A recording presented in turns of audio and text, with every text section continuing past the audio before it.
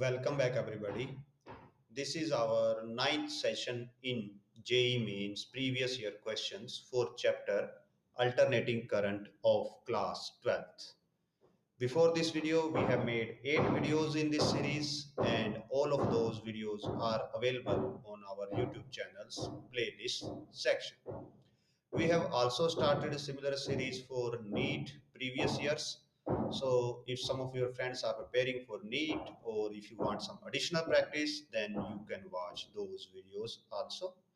And if you find these videos useful, helpful, then do press the like button, share them as much as possible, and subscribe to our channel. Also, if you like to support us financially, then you can scan any of these QR codes in front of your screen and donate us with whatever amount you want. Any amount of help will be highly appreciated. So with this, let's start today's video. In the previous one, we completed around 55 up to 55. And today we will start further. This is the last one which we completed, 56. Let's start with the 57. So here, self-inductance of the motor of electric fan is 10 Henry. The amount of, in order to impart maximum power at 50 Hertz, it should be connected to a capacitance of. So here it is mentioned that we need maximum power. And we know that maximum power is obtained at resonance, and at resonance we know that XL is equal to XC. So omega L is equal to 1 by omega C, and from this C becomes 1 by omega square times L. Omega square will be 4 pi square into frequency square. Frequency is 50, so it will be 2500 into L, that is 10. So pi square will be almost 10, so this will be 4 into 25 will be 100. So 2, 2, 3, 4, 5, and pi square 6. So it will be 1 by 10 raised to power 6 or 10 raised to power minus 6 farad, or we can say 1 microfarad. So option D will be the right answer here. Let's move to the next one. In an LCR series AC circuit, the voltage across each of the component L, C, and R is 50 volt. Voltage across L and C combination will be. So here we have a LCR circuit. So let's draw an LCR circuit. So circuit will look like something this: the resistance, capacitor, and inductor. And we have a voltage source here. And it has to be DC. AC. It has to be AC. Only then we will get the phase difference. So we know that in case of inductor, current lags behind, and in case of a capacitor, current uh, leads in from the voltage, both by the 90 degree. And as this is a series circuit, means they both will have the all of the components will have the same value of current. So suppose if I am representing current in the y direction here, if this is I, then voltage in case of inductor is ahead of the current by 90 degrees. So this will be the voltage across inductor, and voltage in case of capacitor is behind by 90 degree. So it will be voltage across capacitor will be something like this. So we can see that voltage across inductor is out of the phase with respect to voltage across capacitor. So if we represent, suppose this is voltage across capacitor, then this will be voltage across inductor. Both of the voltages are out of phase, and if we measure each of them with respect to each other, so they will positive part will cancel the negative part, or positive negative part will cancel the positive part, or their sum will be equal to zero. Or if we measure one with respect to other, then it will be zero.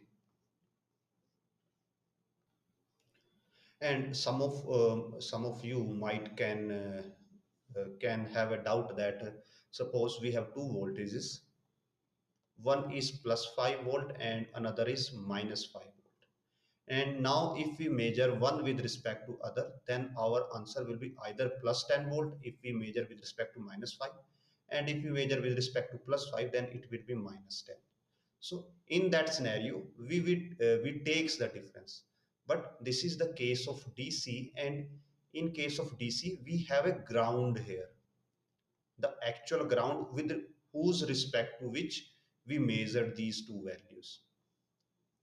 And this is the case of AC. This is not a DC voltage, this is AC voltage. And here they are out of phase.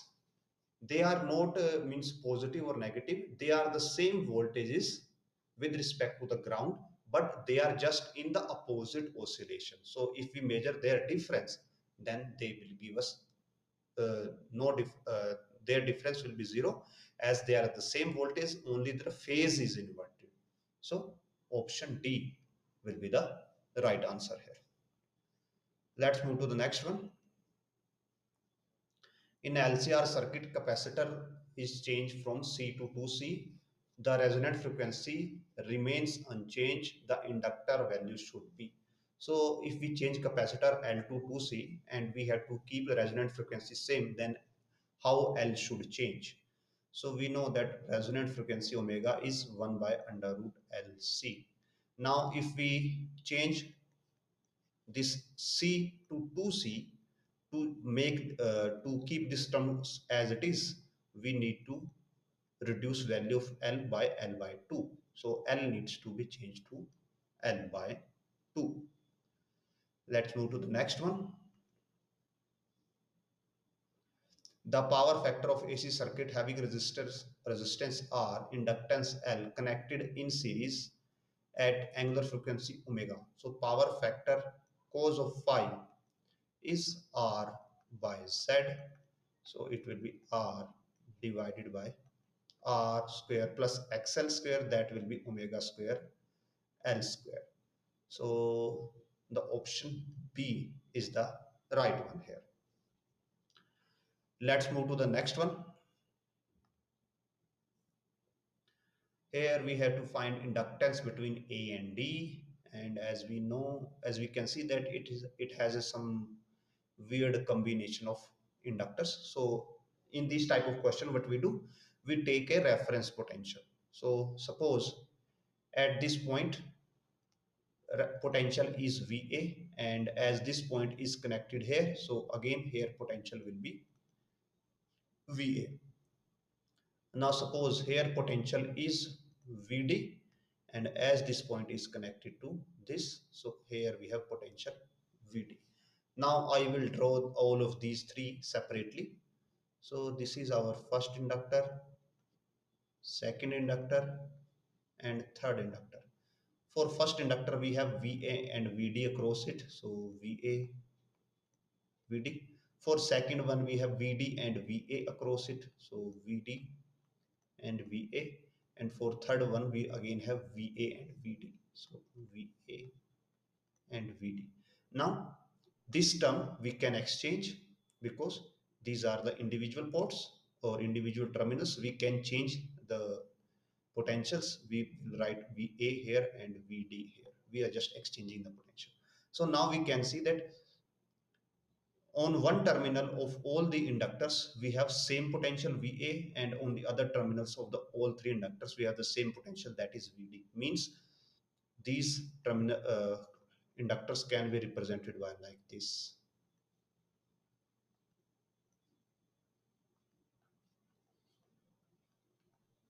Here this is VA and this is VD. So all of these three in parallel, and we know when inductors are in parallel, they are added just like a resistance. So they, their final combination will be 1 by 3 plus 1 by 3, or 1 by 1, or 1 Henry is the answer here. So option D will be the right answer. Let's move to the next one.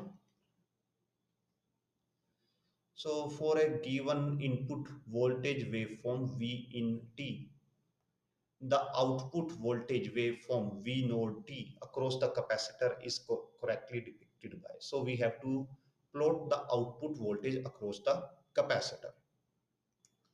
So first of all, let's slide it slightly, and let's analyze first for the capacitor. So capacitance is 10 nanofarad, so 10 into 10 raised to power minus 9. Resistance is 1 kilo ohm. Now we can see from the pulse here, let me draw the pulse. So we have pulse like this. This is our input pulse. Now maximum value of this input pulse is 5 volt, and that 5 volt stays for up to 5 microsecond. Means when this part of the pulse, suppose part A, part B, part C, or part D. Now when point A of the pulse enters into the circuit, what happens? Then there is a 5 voltage input into the circuit, and now capacitor will charge due to this due to this 5 voltage. When this enters into the circuit, our capacitor will start charging, and as in the graphs we have been given voltage across the capacitor, so we will form we can say equation for the voltage across capacitor. For charging of the capacitor, we know that q is equal to q node 1 minus e minus t by tau, where tau is the time constant. Tau will be r into c, so it will be r is 10 raised to power 3 and c is 10 raised to power minus 8, so it will be 10 raised to power minus 5. Now for capacitor, q is equal to cv, and from this v is equal to q by c. Dividing both sides of this equation by c, we will get q by c is equal to q node by c 1 minus e minus t by tau, and that can be written as q by c is the voltage at any time t. This is the maximum voltage possible across the capacitor, 1 minus e minus t, where t is any time, and tau is the 10 raised to power minus 5. So this is the charging equation, or this is the equation for potential across the capacitor. Now maximum voltage that can uh, appear across the capacitor will be when capacitor is fully charged, and when capacitor is fully charged, then whole potential 5 volt will appear across it. So V node is 5. So V node is 5. Now coming to that, let's calculate that how much voltage it will have after 5 microsecond, because this pulse only stays up to 5 microsecond. After that voltage drop down to 0. So charging will happen up to only 5 microsecond. So let's put t is equal to 5 microsecond. So e 5 into 10 raised to power minus 6 divided 10 raised to power minus 5, and this will give us basically 5 1 minus e. This will go down, or will be 5 by 10, and it will be 5 1 e raised to power minus half, and solving this we will get approximately 2 volt. Means in first 5 microsecond, until this wave strikes the, means enters into our circuit, and after that point B comes, then voltage drops to 0. In those 5 seconds, capacitor is only able to charge up to 2 volt, or the potential across the capacitor is equal to 2 volt. So in first 5 microsecond, voltage across the capacitor will go up to 2 volt. And as we can see in the graph A, in first 5 microsecond, voltage is reaching up to 2 volts, so it can be answer. In C also it is reaching to 2 volt, in B it's also reaching to 2 volt, and D it's also reaching to 2 volt. So in all of these answers options it is reaching to the 2 volt. Now coming to the next part. Now here what we have, here we have zero voltage. From B to C there is no current flowing in the circuit, and it does not means that capacitor will start discharging. This B to C 0 volt only means that right now there is no battery in the circuit. So at this time our circuit is something like this. Our circuit is just simply, we have a resistance here and we have our capacitor here. So from B to C our circuit is like this, and as this is not a closed circuit, so capacitor will not discharge. Capacitor's potential will stay the same, it will stay at 2 volts. Now happens again, now point C arrives, and at point C again 5 volt enters into the circuit, or now again we can say we have a battery of 5 volt into the circuit, and that battery will be up to 5 microsecond again. So capacitor will again charge, again starts charging. So if capacitor again starts charging, then it will happen that its voltage will increase. And let's see in all the options. Now up from 5 to 10, from this A to B is 5 microsecond again, and B to C is again 5 microsecond. So A to C, or we can say from B to C, for next 5 microseconds, there is no change in the charge of the capacitor. So here in option A, there is no change in the voltage or charge of the capacitor. In option C, there is no change. In B, there is decrease, means capacitor is discharging, which we just proved that when B to C, there is no voltage source, capacitor will not discharge, so B is wrong. And similarly, D is also wrong. So now after getting this pulse at C, capacitor will again charge, and if it again charges, it means it potential will increase, and in option C potential stay the same, so it will also be wrong. Or in short we can say option A will be the right answer, and we will also calculate the voltage, that either it is not either it is reaching to 3 volt or not. Now let's start with point C. So we know at point C, capacitor voltage is around 2 volt, and now we have been given a battery, or the charging pulse is of 3 volt, oh sorry 5 volt. But as capacitor is already at 2 volts, so the only difference between them, that the difference between them, that is 3 volt, this 3 volt is only used for charging.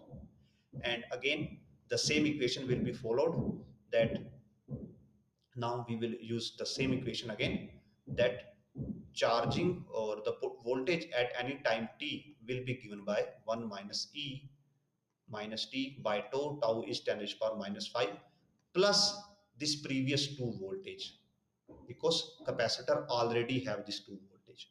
And now maximum voltage that can appear across the capacitor is 3 volt, because the only this 3 volt is used for charging. Previously 5 volt was used for charging. Now only the difference between them, that is 3 volt, that will be used for charging. So if we solve it again, we will, the internal part will stay the same.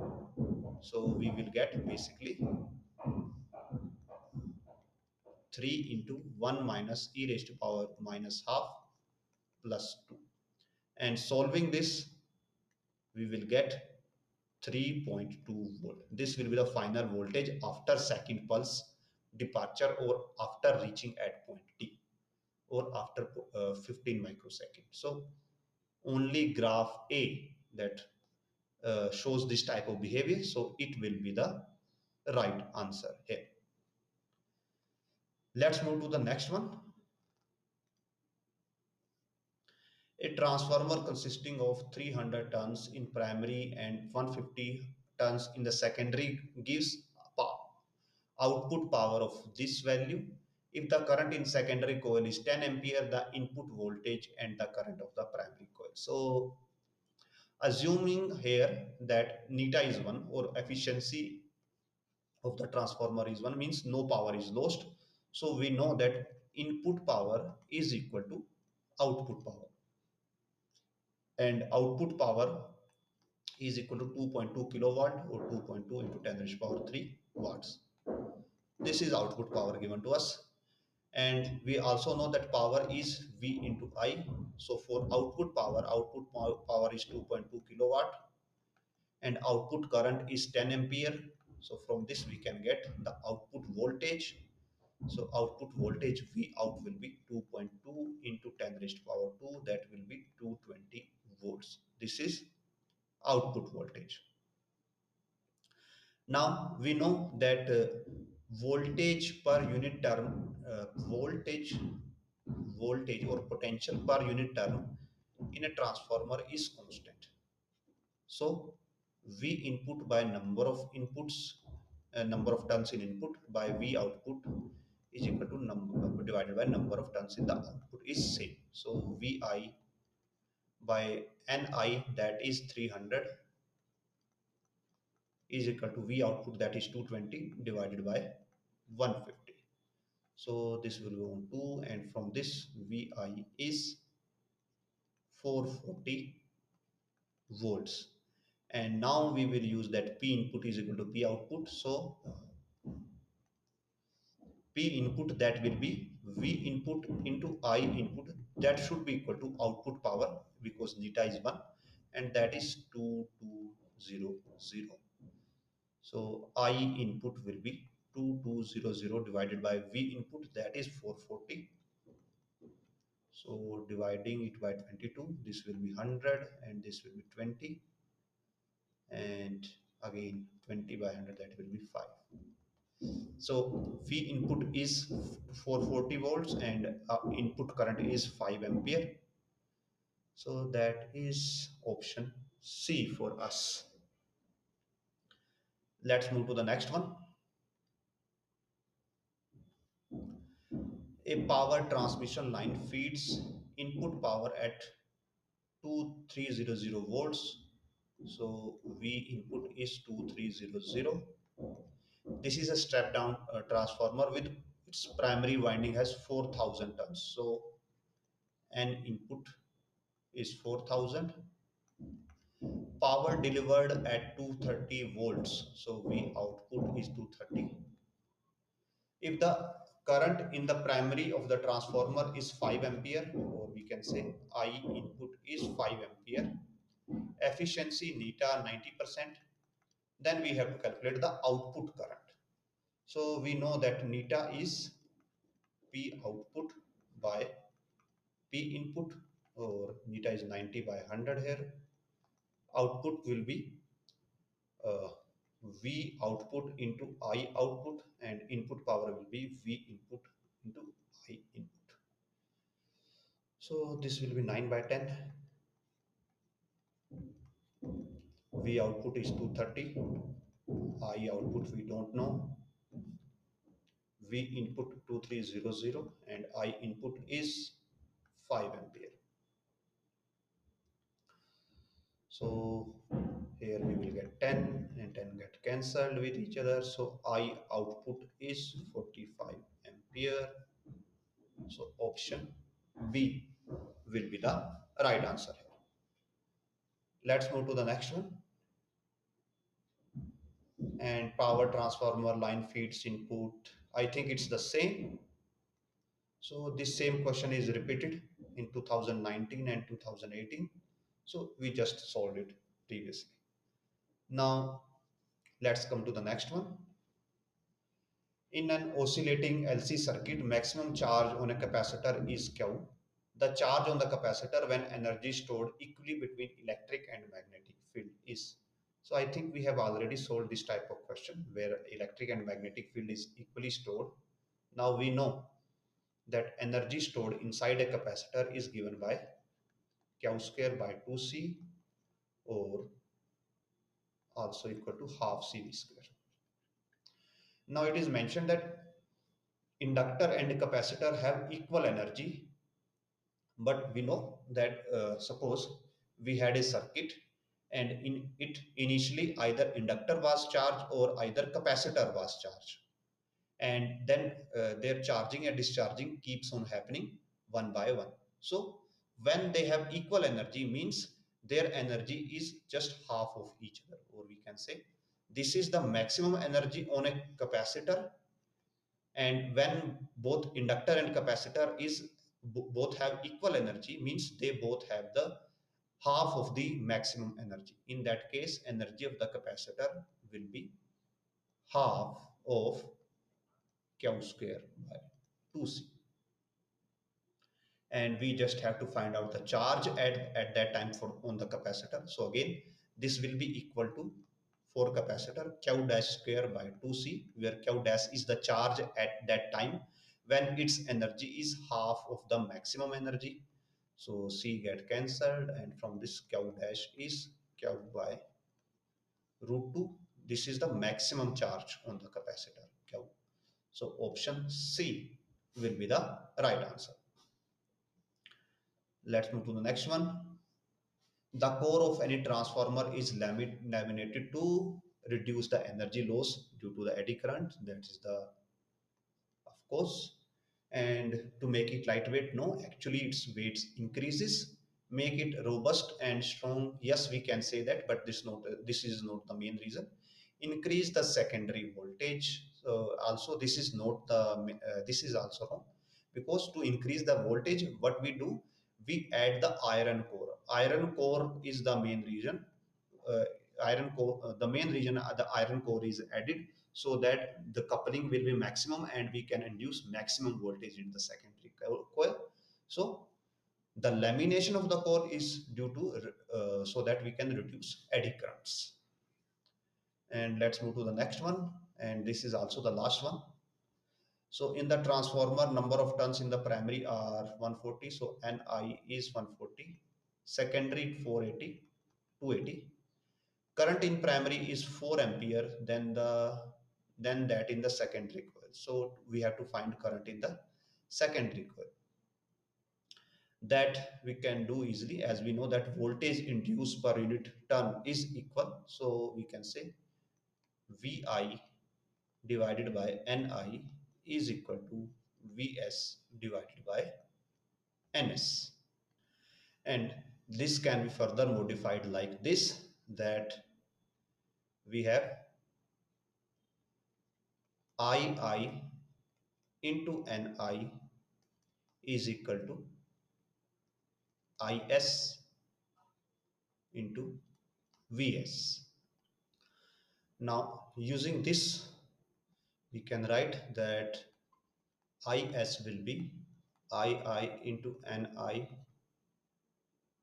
sorry, it is Ns by Ns. Now current in the primary is 4, current in the primary number of coils are 140, and in the secondary those are 280. So this will be give us 2 ampere. Option B will be the right answer here. So with this, our chapter is finished, and I end this video here.